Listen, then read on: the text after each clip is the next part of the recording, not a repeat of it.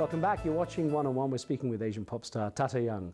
Now, you actually have managed to cross over. You managed to get across the international scene. You had your first international album when you went into English with I Believe. That's right. What kind of change did you feel when you started singing in English as well?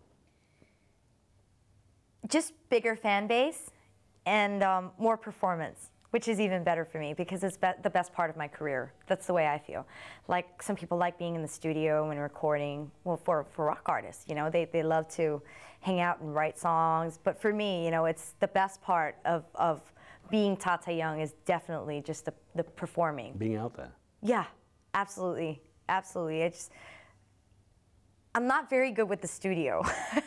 I'm not very good with the square room and but I'm very good with on stage, and I feel very comfortable, and that's where I want to be. And you also you're pretty quick in getting into the acting. So tell me a bit about that, because the Red Bike story was like a big thing, the film. How did you adjust to the idea of going from obviously stage performing, but to actually being on film? Actually, thanks to my mother on that, because I was really like saying to myself, I'm like, oh God, Mom, I'm really happy with just being a singer. And she goes, no, you got to try this. You got to be on film. You got to be a movie star. And I'm like, this is your chance. And I was like, okay, well, let's try it.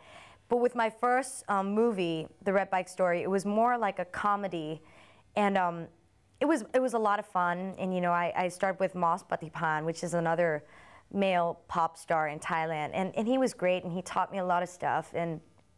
But with my second movie, I was really serious. I was addicted to being on film now, and my mother was like, oh, I shouldn't have, because with my second movie, The O Negative, which I did won the Blockbuster Award for the Best Female in Thailand also. I absolutely changed. Like, for the 6 months that I shoot this movie, I was like a completely different person. My mom was like, where's my daughter? I was playing Prim, which was a college student from a Sinpakorn University. It's like an art university in Thailand, and a lot of the students that go there are very artistic. And I was playing someone who's completely different from me. She was very quiet, but she was a very outspoken person. But I had to play someone that was completely different from who I am, and I was stuck to it when I went home. And and my mother was like, I don't want this person anymore. I want my daughter back. You're blessed with a beautiful voice. You've done some collaborations. Yeah, that's right. How do you find that when you're dealing with other fairly top singers and stuff? Fun. So fun and so blessed, to be able to work with so many people and to be able to perform with many artists also. So that's really good. In terms of what kind of people you'd like to perform with, have you got anyone in mind? Wow. You can throw it out there. They might be listening. Well, in Asia, I would definitely would love to work with Rain. Rain, the Korean artist. I think he's great, and I think he's very talented. Movies, Will Smith. He's listening. If you're watching, it's Will Smith. Man, he's my favorite actor. I mean, this guy, just, my God, he's breathtaking. There I see you on stage doing Doom Doom. Where did that come about? Indian dancing, Indian song? I was doing a promo tour in India, and the media was just asking me like, oh, well, do you want to do any Bollywood films? I'm like, well, I really don't know, because I don't speak Hindi, but I'd like to sing it in a soundtrack. And believe it or not, 2 weeks after I said that, we were contacted by Yajraj Films, which did a movie called Doom, which is a big action hit. Yeah. And they called me and said, we want her to do the soundtrack. And when they sent me when they sent me Doom, I was like, okay, somebody who would not do this is stupid. It's like absolutely silly. So we went to India, we recorded it, and then we did the video for like 4 days. I've never did it's like a big Bollywood thing, like it was 4 days of video shoot for one video, and it was like, but the outcome was, was worth it. I was so happy, and to be able to also kind of star in the videos with all the famous actors. Oh, yeah, you had the top guys there. Yeah, that's right. Abhishek. John Abrams, wonderful guy. That is right. Fantastic. That is right. Lucky Good me. guys, good guys. Lucky me. I was in the mud with John. And I saw you mud wrestling with John Abrams. That's I mean, I have a really funny story. I was in the mud, and that was the last scene, in the mud with John.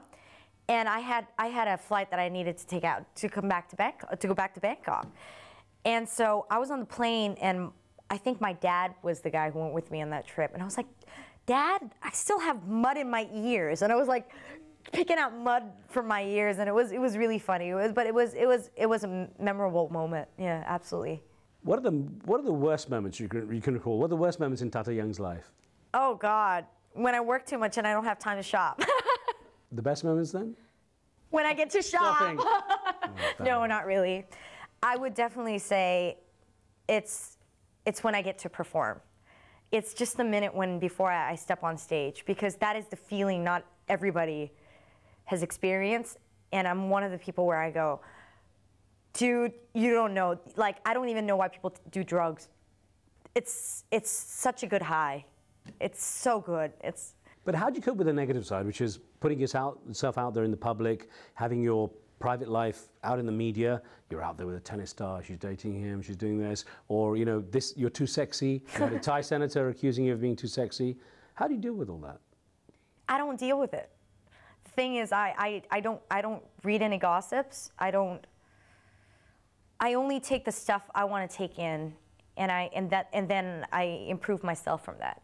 If people are talking about, yeah, well, she's not doing, you know, her vocals are not as great anymore, and you know, she doesn't look good anymore, then that's the stuff I take in, and then that's what I improve myself with. But if it's my personal stuff, then I just go, well, you know, they don't really know the truth, and they will never will, so I don't really read gossips, and I don't read other gossips about other people too. So if you ask me about like other celebrities, I'll be like, really? Like if somebody died, I'd be going, oh, okay. I'm really bad with that. Are there things that you really want? I mean, it's always difficult to ask someone who's so young about things they want to achieve, but have you got any projects that you've got there lying there you really want to tackle, which you maybe haven't had a chance yet? Another movie would be great. Another really dramatic movie. Something to really prove myself. That would be great. Is the movie career the way to go for you? I would still love to do music, you know, but God, I'm so energetic, so I can't really decide. The music side is really, really doing well, but I would love to be in movies, and I would love to maybe do a fashion line, my own private fashion line, and that'd be great too. Is there any danger you worry that, you know, if you do go west, so to speak, that your fan base in Asia, and of course they're very loyal, they're very keen on you, that they will feel you've left them or you deserted them? Can you balance East and West? Well, that has happened when I really did leave Thailand for a little bit and to just, you know, pursue my career in Asia. That did happen, but then I really proved it to them that, you know, that I didn't forget my fan base in Thailand, and I went back and I'm still singing in Thai, and I'm actually working on a new Thai album also right now. So for those of you who think I'm going to be leaving, I'm not.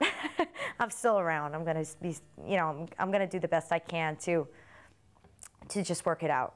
A question I hate asking someone who's at the early stages of their career, but if you want to be remembered in a certain way, if there's a legacy you would like to leave, what would it be? The first Asian artist to break through worldwide, if that's possible. If that's possible, that'd be great.